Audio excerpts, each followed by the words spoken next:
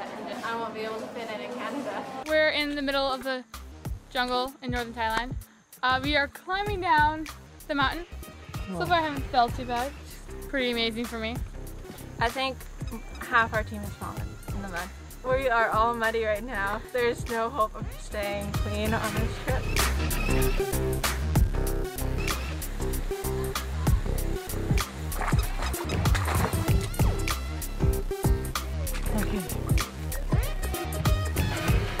Hi, we're up in the mountains in Chiang Rai after our hiking from our other place that we were staying, and right now it's like about 7 p.m. and it's pouring rain, and we're going to be doing some kids ministry, and like right now we're waiting for the pastor to open the church.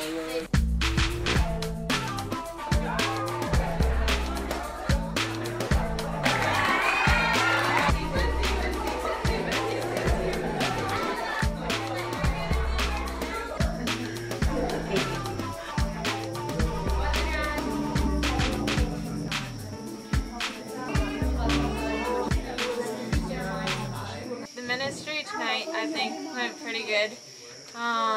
We didn't exactly know exactly what we were doing at the beginning, but I think God led us in what we were supposed to do.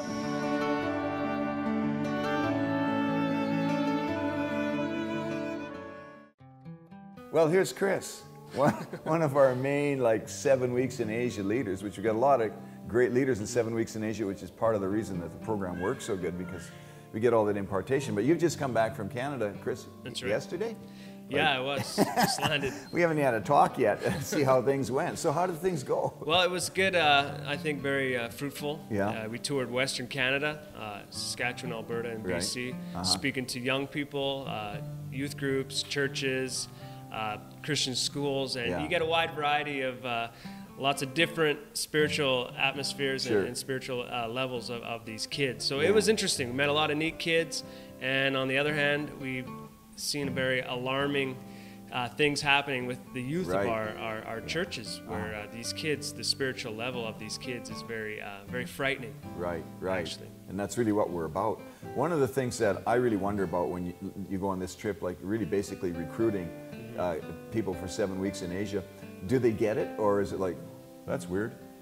Well, I think for the most part they think that would be a neat thing, but until you can really get and speak with them individually, you know, something clicks and they think, I would like to do that. And you know, which kid wouldn't like to do that? So really what I did this year was focus a lot to the parents. Okay.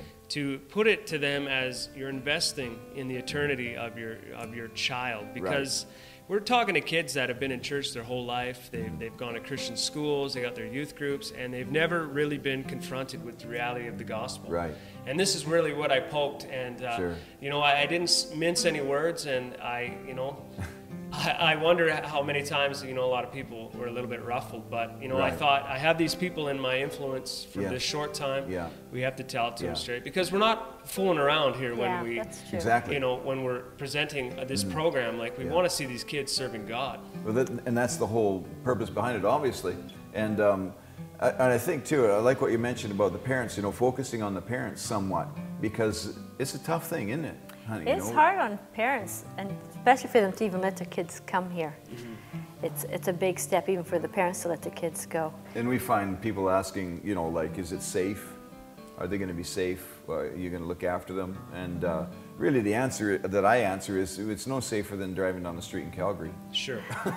and I got a lot of those questions, you know, you know, is there lots of diseases, and you know, it's I don't know, we're here, we've been here for many years, and you know, we're getting by and we're serving God, and you're either going to take a risk or you're not. That's it, exactly. And nobody can promise that nothing bad's going to happen, but we can promise you something good will happen. Exactly. And that's what another thing that I pushed too, was that this will impact your life, and you know, we've seen that in the last couple of years, these young people really getting stirred up for God. And I mean, I was there in Calgary a few weeks ago, and the kids from last year actually had a reunion. Right. And their group was so tight, and they got together, you know, 6 months later, and it was just that they're still talking about 7 weeks. Oh, totally. It's so bonded them together, hasn't it? In fact, those kids, I talked to the parents of those kids when I was in Canada, And some of the parents said, well, they landed on the airplane and they wouldn't come out of the airport.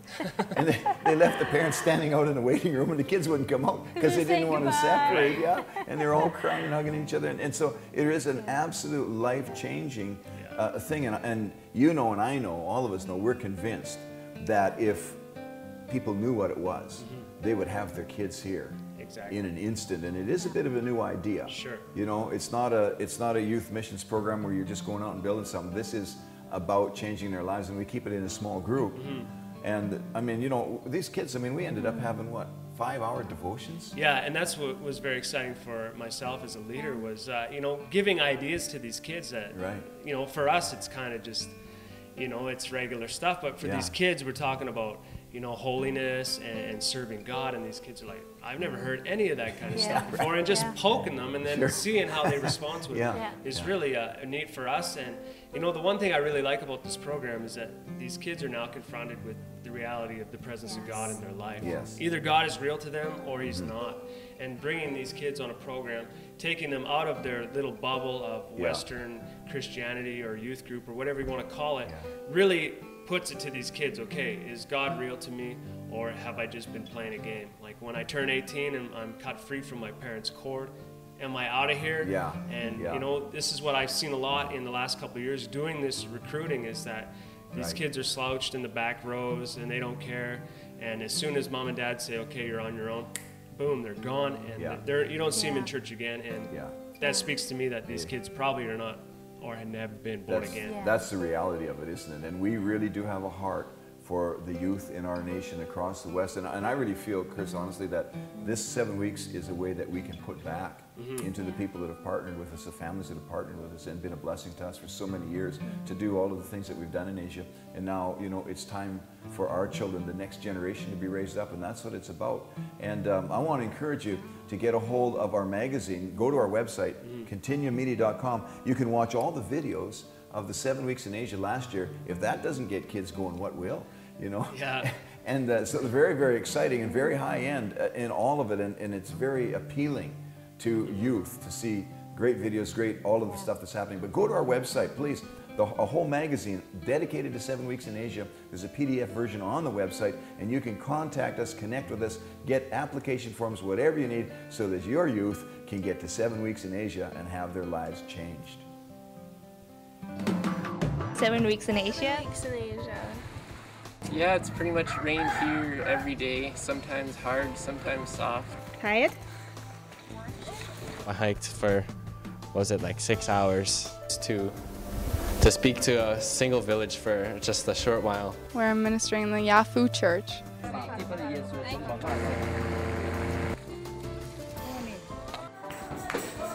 Not very relaxing, but it's really fun. You kind of have to hang on tight. The train ride was awful.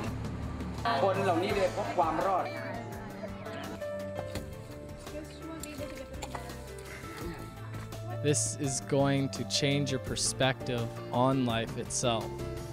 And through that, you're going to change your own life. 7 weeks in Asia.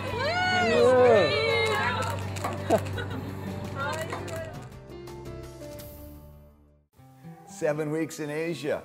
Yeah, the repeat offenders, right, Caleb?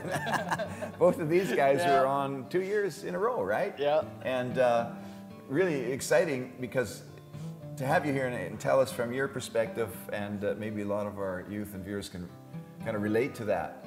What was 7 weeks about? What was so big about it? What was so great about it? Because, I mean, we're talking about it like this is an awesome, really tremendous kind of ministry opportunity. And both of you got your lives changed. Kaylin is from northern Alberta, Lac-La-Biche. Grew up in Canada in, you know, Christian home, went to church all the time. And Song is my daughter. She looks just like me. And I always maintain that. So Kaylin, when you're thinking about coming, you just told me a few minutes ago that you didn't tell your mom you were coming. Yeah. No, that's very true, because, well, for me, my mom, if I would have told her that I was even thinking about going halfway around the world, there would be no chance, I guarantee you, that I would have even been able to get to the airport. Sure. But then she let your little sister come with you last year. Yeah. I mean, that shows something, doesn't it? It goes, you know, it speaks a lot. I had to. Oh, you had to get a little bit of flack.